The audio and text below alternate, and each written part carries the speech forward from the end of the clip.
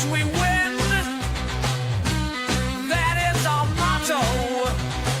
Sometimes we win, sometimes we don't win. Don't give us the bird, don't give us your stink eye. We try our best, and we're successful. Come watch our show. Bet Rivers sponsors. It's time to start. Enjoy the show. Well, a very good day to one and all. Welcome to Betting Weekly Live. You're with Dan Roebuck alongside me, Rory Giovanni, over the course of the next half an hour or so. We're going to be talking tennis and we're going to be talking soccer as well. Rory, how are you? That was a White Stripes-esque intro. Yeah, I was kind of, White Stripes sort of glam rock. Yeah, it was a little bit sort of interesting. Mark Bolan-ish, wasn't it, really, on Yeah. reflection? Yeah. How are you, Yeah. mate? How's it going? How's the punting through the first month of 2025? Reasonably successful. I mean, the Australian Open worked out quite well. I did okay on the match bets on those. I think the last time I was on went pretty well. So hopefully we'll do that again today. This week, the women's tennis, we've got tournaments in Abu Dhabi and Cluj in Romania. Both hard courts, not too many big names in action, although Elena Rybakina gets started tomorrow in Abu Dhabi. It's a bit of a tricky one. It's. I mean, hopefully we'll pick some winners out later. But this week so far, it's been. I wouldn't say it's been hard going, but it's not been easy, shall we say? Lots of you joining in, which is good to see. Byron says, morning all. Solid day yesterday for Byron with Lazio, Braga, Chelsea first half unders and Chelsea team total under 2.5. Paul's on. Nice to see Paul as always. Aris says, morning, gentlemen. Vidavan says, hi, Dan. Hi, Rory. Good afternoon. Duncan, good afternoon all. Disky Stat says, welcome all. And Al Cabral, hello, gentlemen, with player Cam. Paul Laguna down there. Paul, when are you coming over again? Dan, did you play PSG moneyline against Stuttgart or the team total over in the end? Yes, both is the answer to that. Steve says, great intro music. Hello, gents. And Player Cam says, go large on Halifax today. It's not a game we're going to cover, Player Cam, but if you're putting up Halifax, that's fine with me. Lots of interesting bets over the course of the last 24 hours. We've just picked out a few for you from our friends from Bet Rivers who passed on a wealth of information. This one piqued my interest. $7,500 play on Middlesbrough Sunderland. This was in the second tier in the Championship last night on, this was a live price, over 6.5 total corners, minus 286. So in play. And it was a loser. There's only I had to check it. There's only 6 corners in the game. Went over 6.5. So that's 7,500 on a live corners line. That was an ouch one. A better one was for a better who also played on the corners, and he may well have been the same player. I don't know. Cagliari versus Lazio over 13.5 live. So in play minus 182. That was a winner for 5,000. So didn't get all his money back, if indeed it was the same person. I've no idea if it was, but at least got a little bit more. There's some heavy wagers on the corners, very much stats betting. It's not really my thing, corners, although I am going to touch on it later. Also, $3,000 player Nicholas Jackson over 1.5 shots on target, minus 103 in the Chelsea-West Ham game. It was a bet that's copped 2 in the previous 3, but not against West Ham last night, unfortunately. Got 2 against City away, but none against West Ham. That was a loser. And Rory, just for you, before we're going to start with soccer, but I just want to mention a couple of bets that have just come into us here. We've had a $10,000 play on Lucia Bronzetti on the money line against Simona Halep, and I know you're going to talk about that game shortly, but one that's just about to get underway is Sarah Saribes Tormo, plus 2.5 games, minus 114. This obviously on the handicap against Anna Blinkova. I think it's starting in that sort of 5 or 10 minutes or so. $5,000 play, effectively on the outsider with that start, Rory.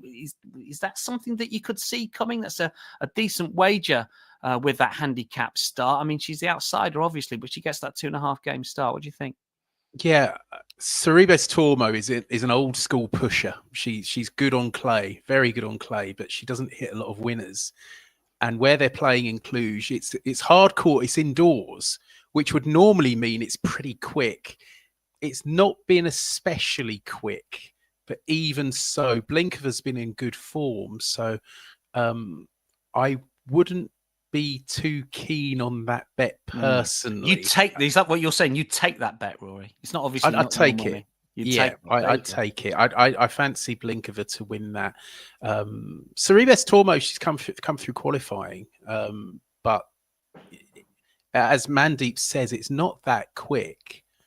But I think Blinkova should have enough. She's been playing quite well of late. But yeah, it could be close on the handicap. Was it plus 2.5 Plus games? 2.5. Plus 2.5. Yeah. I mean, look, it's a $5,000 play. We pass on these big bets. Some people find them interesting. I always enjoy knowing where the money's going. If you want to know where the big hitters are going, some of you out there may well be big hitters yourself. But a $5,000 play, I think it's just about to get underway. I'm just clicking on. It's just started. Just started. So you're getting play on bet. If you've got Bet Rivers account, if you're watching us, get your Bet Rivers account open. You want to follow in that heavy hitter completely up to you. We'll find out shortly if Rory's $10,000 play on Luciana Bronzetti is actually his. We're going to start with soccer first of all, and then we're going to get into those Cluj matches. We've also got Rory's thoughts on Abu Dhabi as well. I'm going to talk you through latest prices, give you some thoughts on the two championship matches tonight, and there's some really good cup football across the continent as well, in Spain, in Italy, in Germany, and in France. Burnley Oxford, we're going to start with here. Give us your thoughts on this one, ladies and gentlemen. What do we think? Because as we know, if you've been playing 0-0s with Burnley, you have been making money. We've spoken to Lewis about it a few times on the show. I know that Steve and Nigel have been talking about it. Even Simon Holden. I don't want to say even Simon. Simon Holden. He's a good judge. We're talking about the 0-0 detector when it comes to Burnley. 10 0-0s this season. If you back 0-0 in every single Burnley game in the championship this season for $10, you're $550 up. It's just been an incredible run of 0-0s. That's your sort of starting point with Burnley. Your starting point is unders. We know that. They're third in the table now. They take on Oxford tonight. 5 of the last 7 have been 0-0s, including the last 2. And the reverse fixture between these two was also 0-0. I mean, it can't be 0-0 tonight. It just can't be. You know, I mean, if you want, look, we always talk about situations where has the market caught up with what we've seen with the stats. You know, we can all say, look, 0-0, it could be another low scoring goal, but the market catches up quickly. When these two drew earlier this season, the price was around about plus 950 for the 0-0 draw. It's plus 750 today. I think Burnley will win anyways. A lot of people have bet Burnley to win the championship. I don't think they're going to win it. They might just fall short, but hopefully they'll get promoted to the top 2. James Trafford, their keeper, 20 clean sheets in the league. It's equaling a Claret's record, 734 minutes without conceding. Byron says Burnley under 2.25 goals, minus 129. So it's a half win, isn't it? If it's 2 goals, I tend to think that might be the way forwards here. Brian says Burnley win to 0. Effie says Burnley has to win to keep up. I mean, this is true. Burnley -1, though. You're taking a bit of a fly with that one. Under 3.5 bookings in the first half for Cabral as well. 1 or 2 thoughts on it. Oxford are unbeaten in 9 in the championship. 5 wins, 4 draws. They've drawn the last 2. Their expected goals recently hasn't been great. It's been under 1 for 3 of the last 5, and the best has been 1.3 against Blackburn. They don't create an awful lot. Only 1 away win all season as well. That was at Millwall. They've drawn all 3 in the championship since. There's been some interesting signings for both. Marcus Edwards could be very good for Burnley. He's on loan from Sporting, obviously a cut above, part of Sporting's title-winning side in Portugal last season. Hasn't really been playing. Go on, Rory. Did you see the Burnley social media video for Edwards? It was absolutely brilliant. It was with David Schwimmer. That's right. It was Friends thing, wasn't it? Yeah. Friends, is he on the plane? Yeah. Let him on the plane. Yeah, exactly. It's worth having a dig out of that on Burnley's social media feeds to have a look at that again. I mean, it's incredible. I mean, Marcus Edwards is a very good player. He's not been starting for Sporting. He really made his name at Vitória Guimarães after leaving Spurs. That's where Scott Parker knows him from, incidentally, because he was with the academy when Scott Parker was there. So he's got him on loan. He could provide a little bit of an X factor here. He's not played for a couple of months, as far as I can see.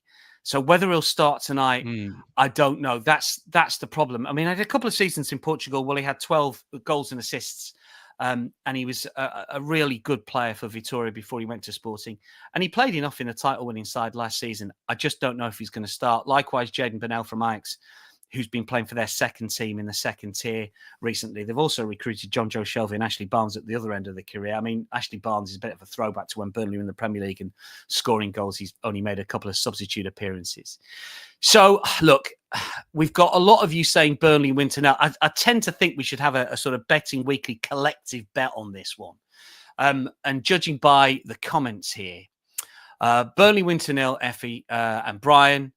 Archibald under 3.5 bookings we mentioned. Both teams to score no from Hey, who gives us some great write-ups on the YouTube channel, incidentally. Archibald says the video is awesome. So is Edwards. He is a couple. I don't know if he's going to start. Hey says both teams to score no. Burnley win at 190. That's decimal price. Good for me. Look, Burnley to nil is about minus 118. Couldn't put anyone off that. Under 2.5 minus 159. The Asian line is who was mentioned, the Asian line, Byron. I think that's fair as well. You can trick it up for this. Under 3.5 goals in the match, under 10.5 corners in the match, and a Burnley win is plus 170. That's going to be my same game parlay here. The corners, last 7 for Burnley, under 10.5. 6 of the last 7 for Oxford, under 10.5. All the averages work out under 10.5. So whichever way you look, if you play in the corner. So I'm going to trick it up for a same game parlay.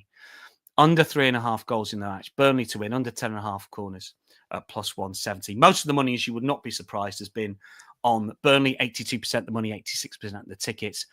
And most of the money has come on the under, most of the tickets on the over. That basically means the smart play has come on the under. The rank and file, most of the tickets has gone on the overs. Everyone likes an overs on a Monday night game. So that's the way I'm going to play it. Generally, I think we're talking unders here and just trying to get creative. Bet, Burnley to nil, under 3.5 in the corners is who I'm going to play. I'm going to go unders the lot.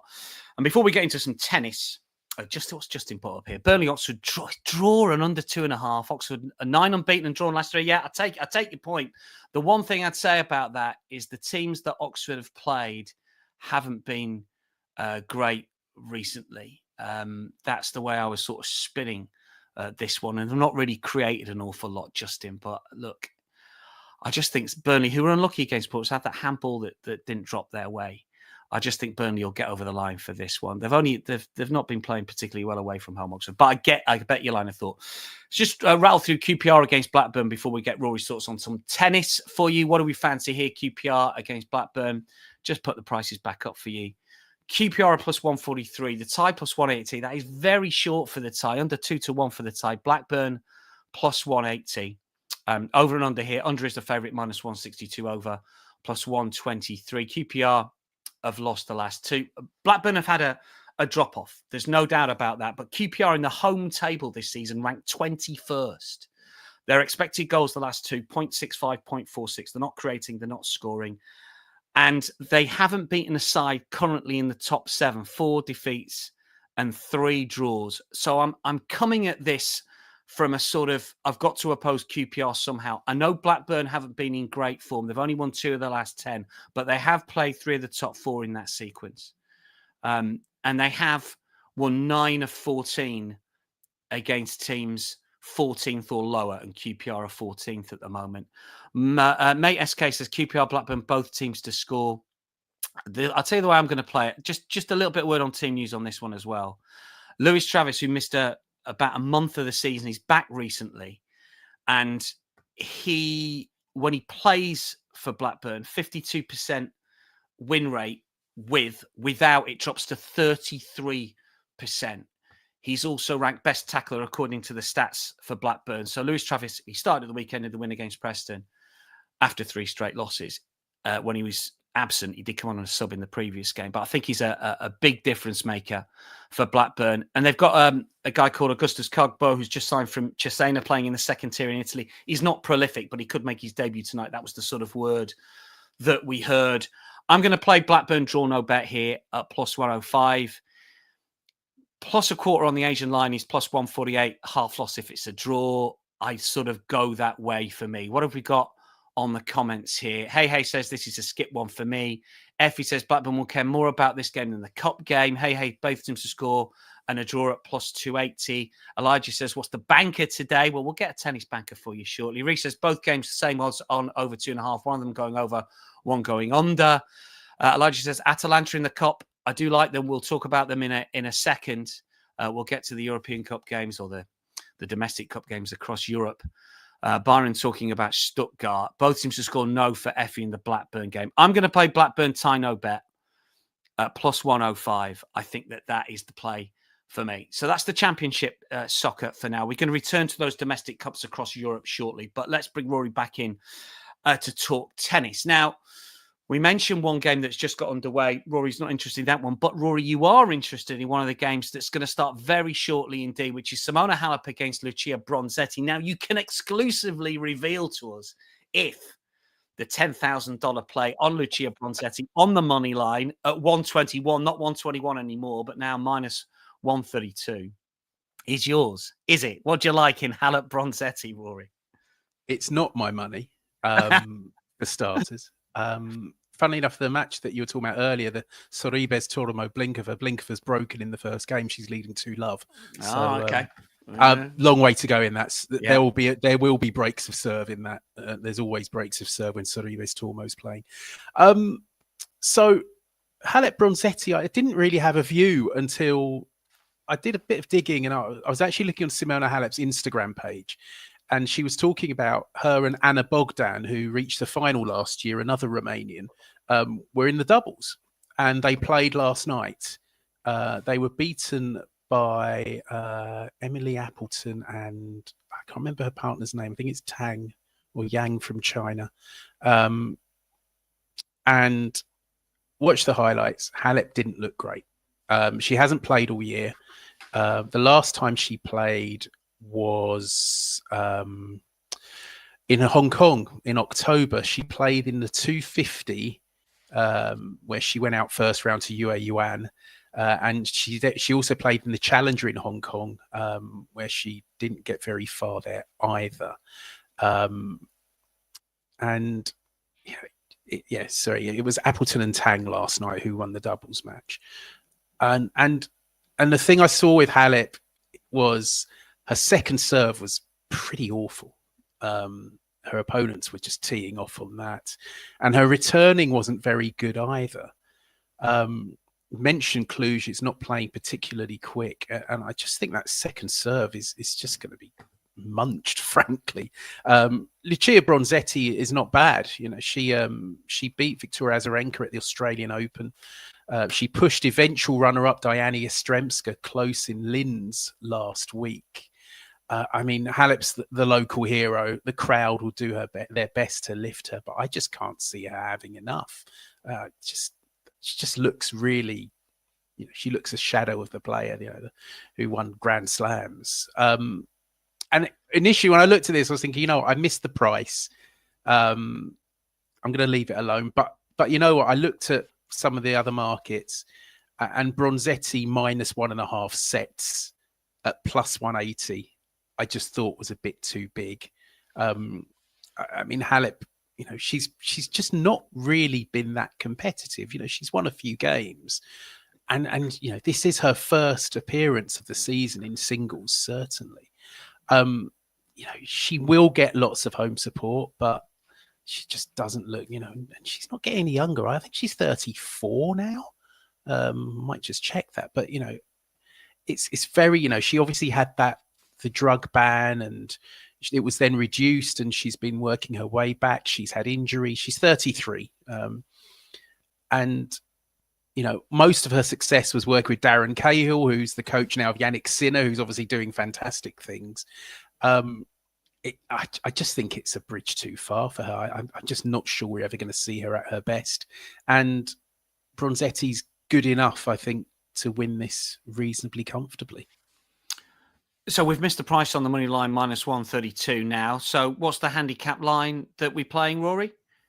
Well, we're going to play, effectively straight sets. So right. Bronzetti minus 1.5 sets, and that's plus 180. I thought that looked big enough for a play. I mean, Bronzetti, -132 is too short for me, but I think there'll be enough between these two players for Bronzetti to win 2-0.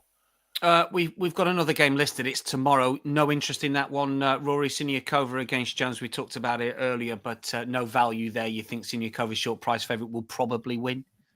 I think so. Jones. Some of you who follow tennis will know about Jones. She was born with a condition which means she's got just 3 fingers on each hand.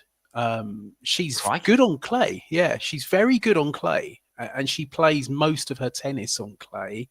She's come through qualifying. She was in big trouble against Daria Magalfi, the Hungarian, in the first qualifying round, but she came back to win that. And then she beat Hina Inaui, the American, in the second qualifier. Siniakova, great doubles player. She won the Australian Open with Taylor Townsend just a couple of weeks ago. Gave Iga Swiatek a bit to think about in Melbourne. It is playing slow, as we said, which does help Jones. And there probably will be a few breaks of serve, but Siniakova should have too much. I was tempted by Siniakova -4.5 games at +106, but I think the odds are about right. So no bet for me. Just to pick up on one of our commenters, who I presume is Nigel, Betting Weekly Studios. We have a revolving cast who deal with the account. In play, Boris Bogdan. Bogdan wins easy. Get on Bogdan 2-0. Well, Bogdan is now 3-0 up. So I don't know what the play is now, because I just had a quick look at the Bet Rivers site. And in play, Bogdan is very, very short. Should be short. There from my screen now. I don't know where it's gone. -455 to win. So I don't know. Is it -6.5 spread +110? Yeah, I mean, it's as soon as you get in play with the tennis, Rory, as you very well know, the prices will change very, very quickly here. What have we got in terms of? We're gonna talk domestic cups across Europe in just a second, just to have a look at some of the comments that we've got. Elijah says that Atalanta in the cup. What else have we got? We've done that one. But Elijah says, by the way, Dan, told you West Ham will score. Yeah, we were on +1.5, Elijah. Don't worry about that. That was on the Premier League show. What are Jack's bets? Byron says, taking first half under a goal or half a goal in the Atleti Getafe game. Atleti scoring the first half. And Elijah says, Rory, are you in a college dorm room? Am I? No, I'm in my bedroom. Maybe I just live a bit like a student. My cat was in here earlier. My cat's done a runner now, by the looks of it. Don't worry. Listen, we're always catted up here because Steve's. What's your cat called? Shiv. Shiv, short for Siobhan, named after the. If anyone knows the John Rebus detective books, his sidekick is called Siobhan. As soon as you get into literature, you've lost most of the people on Betting Weekly, including myself. We've got Kit Kat, who's one of Steve. I don't know how many cats Steve's got, but that's one of them. So yeah, just in his bedroom, Elijah. Come on, we work from home these days. What else have we got? Disney says, Rory, is Halep games your best? But yeah, I mean, look, we're going to play effectively 6-4, 6-4 Disky straight sets. That's the play on that game. What else have we got? Byron says, Rory naming his cat after a jailhouse weapon. What, like a knife, like a shiv? Do you know? I only became familiar with that terminology a few months ago. That a shiv means. A shiv is like a it's kind of a fashioned knife in. Oh, is it? So out of you get a pen and you sharpen it and it becomes a weapon and that's a shiv. Really? Well, you obviously know more than me. I've not been to prison recently, so I wouldn't really. I'm not planning on making any trips soon, I have to say. Oh dear. Right, let's just have a look at some of the cup football we've got. Hey, says the only book I've read is The Gambler by Dostoevsky. These are the cup games here, and there's been plenty of money wagered on these. Just want to take you back to the Atalanta game first of all. I'm going to bet them on the money line at -112 here. I think they're a good bet. I'm slightly concerned with a bit of the team use. Ademola Lookman is still out.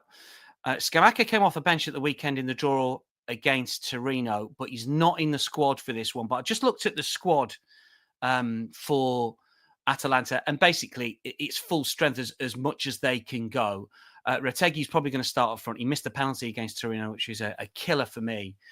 But their form has been good. They drew with Barcelona in the previous game. Bologna beat Como at the weekend, but Como were down to 10 for most of the game. Had a first half standing off. Federa was sent off. So although Bologna are unbeaten in 7, they haven't got Lewis Ferguson, who's out with a hamstring injury, and Orsolini's out as well. He hasn't travelled. So they're and when they made the Champions League last season, and those two were the best players. I know Ferguson missed the end of the season because of injury, but Orsolini was their best player, best attacker. And he's out as well. So I'm going to play Atalanta on the money line here at -112. Both teams to score at 1.7. Hey, reckons. And I can sort of see that, but I'm not 100% certain. I think it might be Atalanta. I mean, Atalanta are good to watch. I think they could win 2-0, a 3-1, something like that. And just on the other games, incidentally, we've had an $800 play on Samadic over 0.5 shots on target at +15. Most of the money has come for Atalanta. Most of the money has come for overs as well.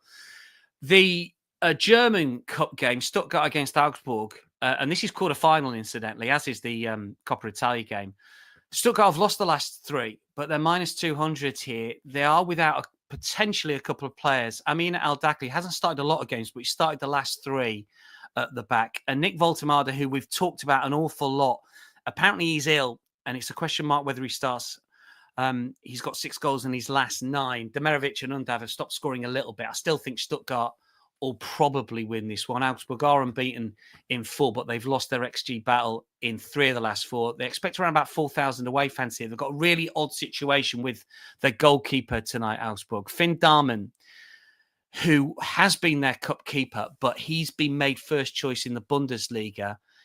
He's going to sit this one out. Coach has already suggested that Labrovic is going to play. He conceded 5 against Holstein Kiel the last time that he started a game. He's now second choice. So he's been demoted as far as the league keeper is concerned and promoted for the cup keeper. 25-year-old Croat who was signed for Rijeka in the summer. He's a Croatian international. I couldn't put off both teams to score yes in this one. They both are quite open at -150. Yeah, both teams scoring over 2.5, mate, is exactly what I was going to say. Because if you play them both together, you can get around about -121. All the stats, all the numbers add up to this. Both teams to score yes and over 2.5 goals. 70% of Stuttgart games, over 70% in the Bundesliga, 60% for Augsburg. And when it comes to both teams to score, again, you're looking at some heavy percentages. -121 implied probabilities around about 54%, just a little bit more. So I think you're on very, very safe ground for over 2.5 and both teams to score yes. Most of the money has come for Stuttgart, 98% of the money, 96% of the tickets. And we've had a $400 play on Stuttgart, -1 on the Asian handicap at -110. So in terms of what YouTube commenters are saying, yeah, over 2.5 looks solid. Byron says, yeah, agrees with that. Mate, as I was suggesting, Arkrabal says Atlanta, Bologna and Stuttgart versus Augsburg, both games over 1.5 total goals to parlay with a Stuttgart win is +110. Cup games are iffy, according to Elijah. I'm going to lean towards the German game over 2.5. In the Coupe de France game here, had a quick look at the squads, and Paris Saint-Germain are sending a very, very strong squad to Le Mans, who are in the 3rd tier. They are unbeaten in 8. All of the big hitters have gone, bar their keeper. Donnarumma hasn't travelled. The Asian line is -2.5 here. They didn't cover that against Espali, who are a 5th tier team in the previous round. And so if you fancy them winning on the Asian line, the main Asian line, it's +102. They're going to have to win by 3. They'll probably do it, but I'm not 100% certain. The bet I'm going to put up is Gonzalo Ramos to score at any time at -104. Dembele is in the squad and he scored a couple of hat-tricks in the last 2 games. But I think that Ramos is almost certain to start. He's only played 5 Coupe de France games. He scored in 4 of them. And they've got a big game at the weekend against Monaco. Then they play Brest in the Champions League. The squad is strong. They'll probably win easy. Ramos anytime goal scorer at -104 for me. And lastly, when it comes to the cup games, just to mention that Copa del Rey fixture here, and I know that 1 or 2 of you have talked about it already on the comments here. I'd be a little wary of backing Atleti at -220. And incidentally, we've had a $5,000 play on Atleti to go through at minus 500. That takes a few balls, doesn't it, really?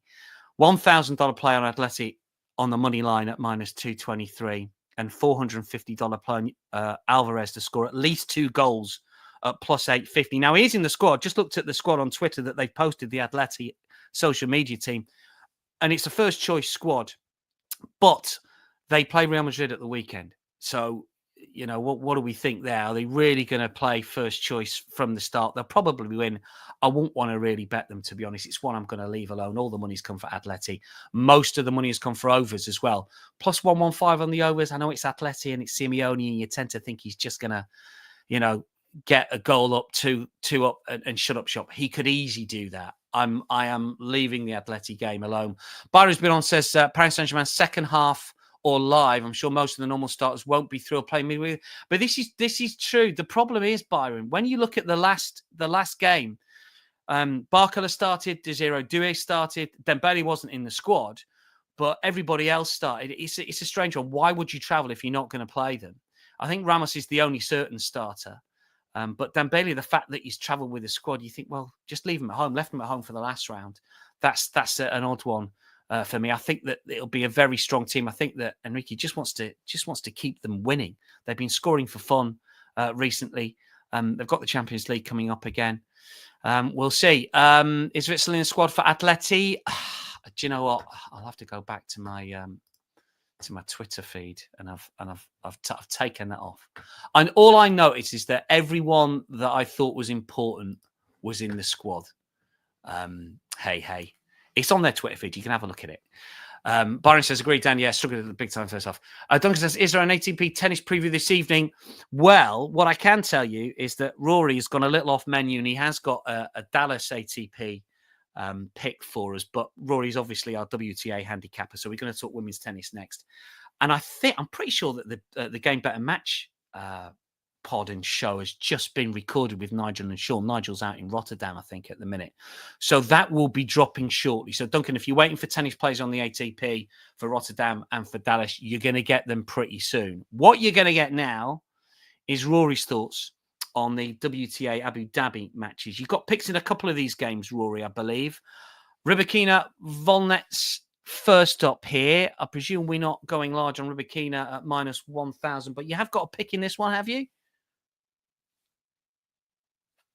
Rory, I do. Sorry, I had my microphone muted and unmuted. This one's, this obviously Rybakina, hot tournament favourite, defending champion. I actually thought she'd be shorter here, to be perfectly honest. And she's very short as it is at minus 1,000. She did have an injury at the Australian Open, but managed to take a set off Madison Keys, who went on to win the tournament, of course. She did split with Goran Ivanisevic, very short-term coaching setup there. But, you know, she's the defending champion and she's the best server on the circuit. I think she'll be far too strong for Volynets, who is very vulnerable on faster courts. Abu Dhabi isn't playing as quickly as it has done in the past, but it's still quick enough. Funnily enough, on my first live show appearance of the year, I tipped Volynets to lose in straight sets to the big serving Alicia Parks, and it cashed. She's definitely a player to oppose on quicker surfaces. Volynets scraped past Sone Cartal in round one. The Britain's another player who's better in slow conditions. Rybakina in straight sets is no price, so I'm looking at the handicap. Rybakina minus 6.5 games at even money plus 100 isn't bad, and I wouldn't put anyone off that. But when there's quite a disparity like this, I like to be a bit more bold, so I'm going to go Rybakina minus 7.5 games at plus 220. And looking at Volynets, you know, the last 3 matches that she's played against players I'd call big hitters or big servers on faster, hard courts. So the last one was that one against Parks. She lost 6-1, 6-4. I think it was in Auckland. So that would have been minus 6.5 games. Clara Towson in Osaka in October, 6-1, 6-4. Naomi Osaka in Beijing, 6-3, 6-2.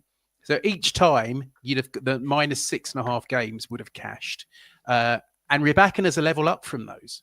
So, I wouldn't put you off a decent bet on -6.5 games, but I like to set -7.5 games at +220. Yeah, just on that, because when we talk soccer, and I know a lot of the guys listening in who play the soccer, and we look at sort of overs, and sometimes, you look at over 2, and especially with things like corners, over 7.5, over 8.5, and people call it, your ladder, your goals, or your ladder, your corners.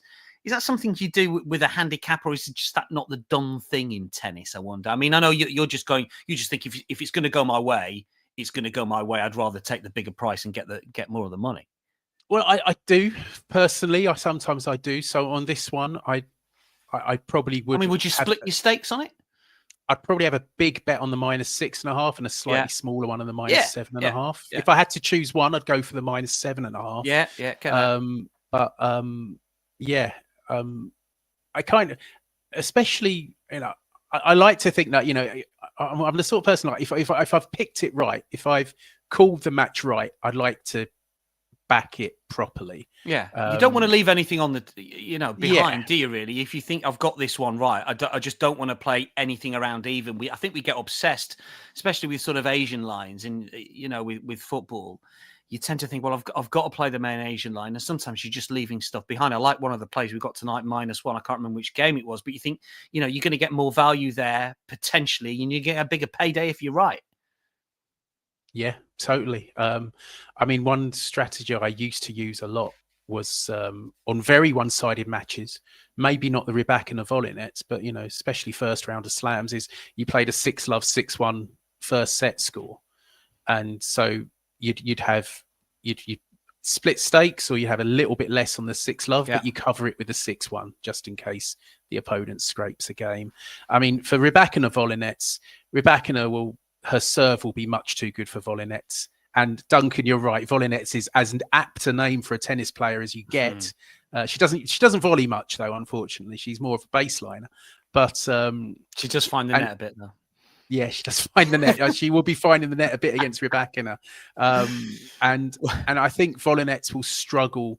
Rybakina will just tee off on her serve as well. I think Volynets will struggle to win many games in this one. We should point out these are sort of tomorrow Eastern. These are like 5 a.m. Eastern stateside and 6:30 Eastern for the Kreuger Kasatkina. So, get your bets down today. I know we're sort of mid-morning, nearly moving into the afternoon stateside. So these are games that, if you go to bed late and you want to sort of wake up and hopefully check your account and you've got a winner, these are the ways to play it. So Rybakina and Volynets. Kreuger Kasatkina, have you got a play in this one for us, Rory? I do. This is actually a big match for the Betting Weekly WTA podcast, as Kreuger's one of my outright picks and Kasatkina is Nigel's. Kreuger's a tall American with a big serve, and she's got the attributes to go well here. She won the 250 in Osaka last October. She won a challenger on grass in 2023. So she likes fast conditions. Kasatkina was beaten by Rybakina in last year's final and actually defeated Kreuger in the second round last year, 6-3, 7-5. She only just got past Diane Parry in round 1. And after Kreuger, she didn't really face any big hitters until she got to the final when she went down to Rybakina. My hope here is that Kreuger, because she's already won a match here, she beat McCartney Kessler, who's another player, a bit like Volynets, who you want to oppose on fast surfaces, Kessler. Kreuger wasn't massively impressive, but she was too strong in the end. She served well, big forehand, came away in the third set. Kasatkina's had a bye into the second round, so she doesn't really like quick conditions, and she might start slowly because Kreuger's got the edge. She's had a match already. Just all things considered, I like Kreuger here. As I say, I'm already on her outright for the tournament, but I think plus 160 is quite a big price. I think it will be close. Their first meeting, as I said, was last year in this tournament. They met again in Charleston in April on clay, although it's quite fast clay in Charleston. That went to 3 sets. I don't think there's going to be a lot in this. I think it's going to be closer than the odds suggest. I didn't really like any of the sort of handicaps or overs games. They can be, you might get the odd sort of 6-love or 6-1 or 6-2 in there, and that really throws things out of kilter. But I think all things considered Kreuger at plus 160 is a bet here. That's the play when it comes to the action. Abu Dhabi. Just a reminder that they are tomorrow, effectively. Nothing doing in Noskova, Badosa. That one's around about 9:30. Leaving that one alone, Rory. Yeah, it's an interesting match because Noskova, who's a player I picked out at the start of the season as one to watch, didn't start the season well, but she was very impressive against Magdalena Freck, winning 6-love, 6-3 in her first round match. Badosa reached the semis of the Australian Open, lost to her best friend Arina Sabalenka. I'd like to back Noskova, but when things don't quite go her way, they can really fall apart. She was competitive against Mira Andreeva in Brisbane, and then she got bageled in the second set.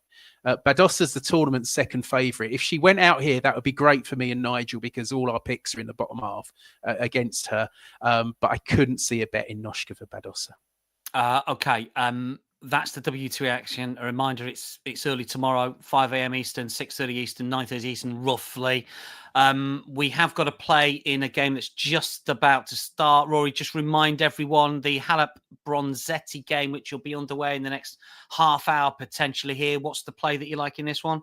Yeah, Bronzetti, effectively straight sets, but the bet is -1.5 sets, Bronzetti, and that's plus 180. There you go, plus 180. That's the sets that you got to look for there. Effectively a straight set win for Bronzetti. In that one, we're going to wrap up with Rory just having a selection off the menu, really. I don't know what Nigel's going to think I've gone off menu. Because this is an ATP tour pick for tomorrow. This is Nishikori Makach out in Dallas tomorrow, which is I think it's sort of tomorrow afternoon, US time. What have you got for us, Rory? Yeah, I can't understand, and I'm trying to figure it out, why Makach is so big for this match. Nishikori is plus 155, Makach is minus 195. I thought it'd be a good deal shorter. Makach, they've just both played Davis Cup last weekend.